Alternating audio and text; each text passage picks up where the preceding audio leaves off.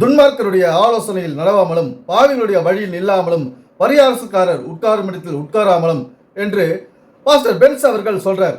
அவர் நல்லவர் போல மற்றவர்களெல்லாம் கெட்டவர்கள் போல இந்த வசனங்களை சொல்றாரு. அந்த வசனத்தை என்ன என்று பார்ப்போம் வாங்க. ஆண்டவருடைய பிள்ளைகளே, இன்றைக்கு நம்ம ஜெபிக்க வேண்டிய ஒரு முக்கியமான ஞானம் என்ன அப்படின்னு சொன்னால், வேதம் சொல்லுது, துன்மார்க்கருடைய ஆலோசனைப்படி நடவாமல் பாவிகளுடைய வழியில் நில்லாமல் பரியாசக்காரர் உட்காரும் இடத்தில் உட்காராமல். அப்படின்னா இன்னைக்கு சமீப காலமாக ரொம்ப நிறைய பேர் கிறிஸ்தவத்தை குறித்து, ஊழியக்காரங்களை குறித்து, விசுவாசிகளை குறித்து ரொம்ப அதிகமான குறை பேசுகிறவர்கள் ரொம்ப பெருகிட்டாங்க. பாருங்கள், நிறைய யூடியூப் சேனலில், நிறைய மீடியாவில் இந்த மாதிரி ரொம்ப குறைப்பு. இதனால என்ன ஆகுது அப்படின்னா, நிறைய ஆவிக்குரிய வாழ்க்கையிலே நிறைய வாலிபர்கள் தடுமாறுறாங்க. நிறைய கொஞ்சம் ஒரு அறகுறையா ஆண்டவரை இப்போ ஏத்துக்கலாமா வேண்டாமா அப்படி இருக்கிற நிறைய பேர் இந்த குறைகளை கேட்டு பின்மாறுகிறார்கள். நாம் ஞானமாய் ஜபம் செய்ய வேண்டியது அவசியமாய் இருக்கிறது. துன்மார்க்கருடைய ஆலோசனையில் நடவாமலும் பாவிகளுடைய வழியில் நில்லாமலும் பரியாசக்காரர் உட்காரும் இடத்தில் உட்காராமலும் என்ற வசனத்தை பாஸ்டர் பென்ஸ் அவர்கள் சொல்றார்.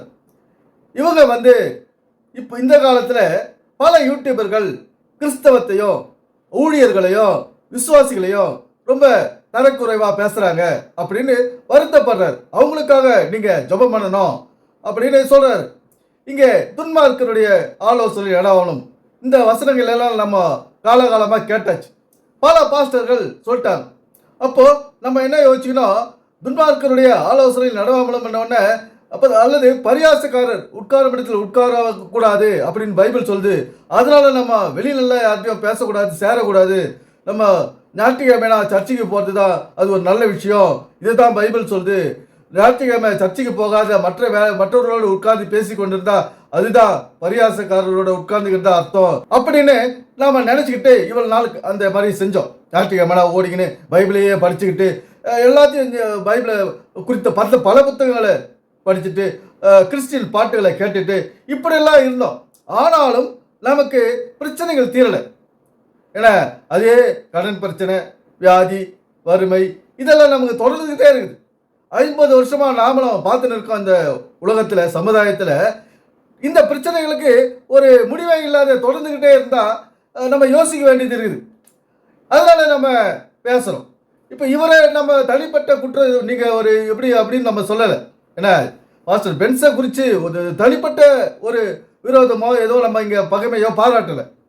வேதத்தை குறித்து மக்களுக்கு ஒரு நல்ல விஷயத்தை சொல்லலை. ஒரு முன்னேற்றமான இந்த சமுதாயத்தில் எப்படி வாழ வேண்டும் என்ற விஷயத்தை இவர் சொல்லலை. அதை தான் நம்ம சுட்டி காட்டுறோம். வேற ஒரு விஷயமே இல்லை. இங்கே இவர் சொல்லாததை தான் நம்ம சொல்கிறோம். இங்கே இந்த சமுதாயத்தில் எப்படி வாழணும், ஒரு மனிதன் உலகத்தில் பிறந்தது முதல் அந்த அவனுடைய ஆயுசு நாட்கள் முடியும் வரை எப்படி இந்த உலகத்திலே வாழ வேண்டும், எதை அவன் பயன்படுத்த வேண்டும், எதை அவன் கையாள வேண்டும், எந்த கொள்கை என்ன, கோட்பாடு என்ன, இயேசுவின் கொள்கை என்ன, கோட்பாடு என்ன அப்படின்றதான் இவங்க சொல்லலை. அதனால தான் நம்ம பேச வேண்டியது இருக்கு. 50 வருடமா ஆலயத்துக்கு போயிட்டோம், இன்னும் கடன் வாங்கிட்டு இருக்கிறோம், பற்றாக்குறை, ஒரு நல்ல வருமானம் இல்லை, கல்வியில முன்னேற்றம் இல்லை. இப்படி இல்லை என்ற ஒரு விஷயம் தான் இங்கே நமக்கு விடையாக கிடைக்குது. இங்கே போதுமான திருப்திகரமான ஒரு வாழ்க்கை நம்ம வாழல. இவர்களுடைய வேத வசனத்திலிருந்து இவங்க சொல்ற விளக்கத்தை கேட்டு நமக்கு ஒரு நல்ல வாழ்க்கை இங்கே வாழ முடியல. அதனால பேசுறோம். இப்போ ஒரு சொந்த வீடு இல்லைங்க நமக்கு, எடுத்துக்கோங்க. இப்போ பாஸ்டர் பென்ஸ் அவர்கள் பல கட்டிடங்கள், பல மாடி சபைகளை கட்டி வச்சிருக்காரு. பைபிள் இதையா சொல்லுது. எல்லோரும் போய் ஒரு இடத்துல உட்காந்து மொத்தமாக காசை கொடுத்து பாஸ்டர் பென்ஸ் கிட்ட அவருடைய முன்னேற்ற அவருடைய எண்ணத்தை, நோக்கத்தை நீங்கள் நிறைவேற்றுங்க, பல மாடி கட்டிடத்தை எனக்காக கட்டுங்க அப்படின்னு இயேசு கிறிஸ்து சொல்றாரா? அந்த சபைக்கு போற காணிக்கை கொடுத்த ஒரு சபை விசுவாசினுடைய நிலைமை என்ன அப்படின்றத நம்ம யோசிச்சு பார்க்கணும். அவர்களுடைய நிலைமை நல்ல ஒரு உயர்ந்த பணப்பற்றாக்குறை இல்லாத வாழ்க்கை வாழ்றாங்களா, தேவைகள் பூர்த்தி அடைந்திருக்குதா அப்படின்னு நம்ம யோசிக்க வேண்டிய ஒரு காலகட்டம் இது. ஏன்னா எவ்வளவு சம்பாதிச்சாலும் இன்னைக்கு கடன் வாங்கிட்டு தான் இருக்கிறோம். கடன் வாங்கி தான் ஒரு வேலையை செய்யறோம், நம்ம வட்டிக்கு வாங்கி ஒரு வேலையை செய்யறோம். ஏன்னா இப்படியெல்லாம் இருக்கும்போது என்ன இந்த பைபிள் என்ன சொல்லுது, மோகன் சிலாசஸ் போன்றவர்கள் என்ன சொல்றாங்க அப்படின்றது தான் நம்ம சொல்றோம். இப்போ இங்கே மோகன் சி லாசரஸும் இதுதான் சொல்கிறார். இது மாதிரி யூடியூபர்ஸ் வந்து குறைகளை சொல்கிறாங்க, தப்பு நம்ம மேலே தவறு சொல்கிறாங்க, பைபிளுக்கு விரோதமாக அவங்க பேசுகிறாங்க, ஊழியத்துக்கு விரோதமாக பேசுகிறாங்க, எழுப்பத்திற்கு விரோதமாக பேசுகிறாங்க அப்படின்றாரு மோகன் சி லாசரஸ்.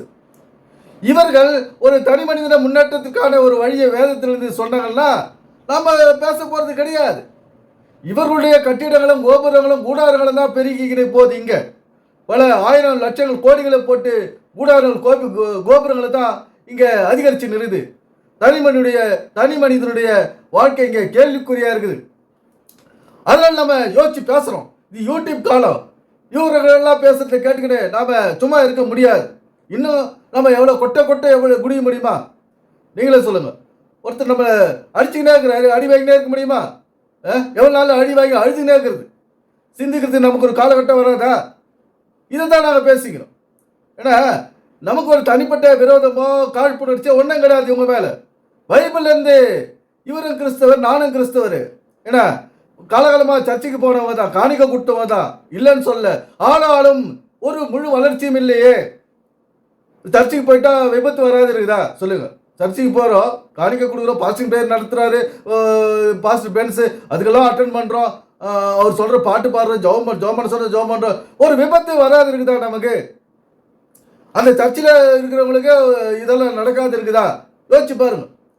இதெல்லாம் வந்து நாம ஞானமாக நடந்தால் தான், புத்தியாக நடந்தால் தான் இந்த உலகத்தில் நல்ல வாழ்க்கையை வாழ முடியும். கடன் இல்லா வாழ்க்கை, விபத்து இல்லா வாழ்க்கை, வறுமை இல்லா வாழ்க்கை, அதை வாழ முடியும். நாம நமக்கு ஒரு நல்ல வழிகாட்டுதலை இவங்க நல்ல வழியை காட்டினதில்லை. இந்த உலகத்தில் எப்படி வாழ வேண்டும் என்ற வழியை இவங்க இந்த வேதத்திலிருந்து சொன்னது கிடையாது. நம்முடைய தேவைகள் எல்லாம் இவங்க உதாசீனப்படுத்தி நமக்கு வாழ்வாதாரம், அத்தியாவசியமான தேவை என்ன, அடிப்படை தேவை என்ன அப்படின்றதெல்லாம் இவங்க சொல்றது கிடையாது. இந்த சமுதாயத்தில் எப்படி செயல்படணும், இந்த சமுதாயம் எதிர்பார்க்குது, இந்த சமுதாயத்தில் நாம் செய்ய வேண்டிய காரியங்கள், கடமைகள் என்ன, நாம் பிறந்தது முதல் மரிக்கும் வரை அப்படின்ற விஷயத்தெல்லாம் இவங்க சொல்றது கிடையாது. இவங்க காணிக்க ஜபம் இதை தான் சொல்றாங்க. ஏன்னா இவங்களுடைய கட்டிடம் கோபுரங்களும் உயர்ந்து கொண்டு போகணும், நாம தாழ்ந்தே இருக்கணும். நம்முடைய வளர்ச்சிக்கு இவங்களால இந்த வேதத்திலிருந்து ஒரு நல்ல கருத்தையும் சொல்ல முடியல. இது வந்து பைபிள் ரகசியங்களும் மறைபொருளும் அடங்கிய ஒரு புத்தகம். ஒரு நல்ல விஷயத்தை இவங்களால அந்த பைபிள் புரிந்து கொள்ள சக்தி இல்லை இவங்களுக்கு. வசனத்தில் மறைந்திருக்கும் விஷயத்தை புரிந்து கொண்டு அதை மக்களுக்கு சொல்றதுக்கு அவங்களுக்கு முடியல. அதனால நமக்கு இந்த நிலைமை. அவர்களும் சொல்லும் தேவையில்லாத விளக்கத்தை, நம்முடைய வாழ்க்கைக்கு உதவாத விளக்கத்தை, நடைமுறைக்கு ஒத்து வராத பைபிள் விளக்கத்தை தான் இவங்க சொல்லிங்கிறாங்க. அதனால தான் நம்ம பேச வேண்டிய ஒரு நிலைமைக்கு இங்கே இருக்கிறோம். நமக்கு ஒன்றும் இவங்கள பேசணும்னு ஆசை கிடையாது. நம்ம பைபிள் இல்லாத ஒன்றும் பேசல, வேதத்தை வச்சுன்னு தான் பேசுகிறோம். பைபிள் இப்படி சொல்லியிருக்குது, இவங்க நீங்கள் சொல்கிறது இல்லை, அதெல்லாம் மனிதனுக்கு தேவையானது தான் பைபிளை சொல்லிக்குது, நீங்கள் மனிதனுக்கு தேவையானது சொல்கிறது இல்லை.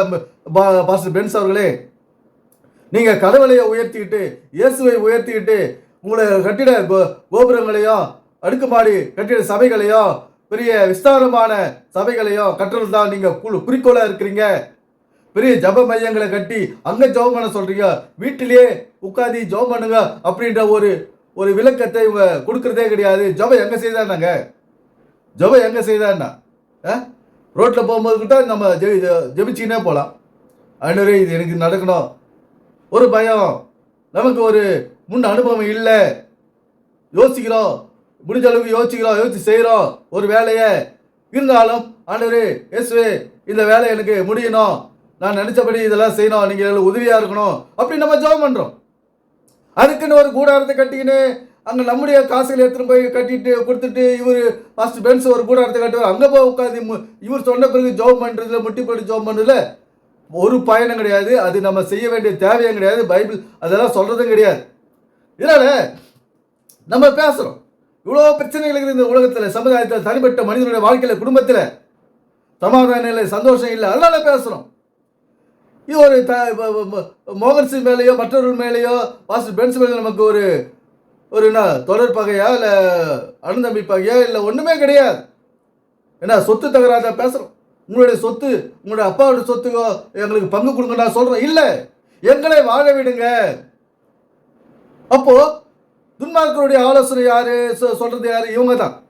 நாம துன்மார்க்கத்தில் போகிறதுக்கு வழிவகை செய்கிறது இவங்க தான். ஒரு நல்ல உலகத்தில் இப்படி வாழன்ற ஒரு வாழ்வியலை இந்த வேதத்தில் சொல்கிறது கிடையாது. அதனால நம்ம துன்மார்க்கத்தில் போயிட வேண்டியது.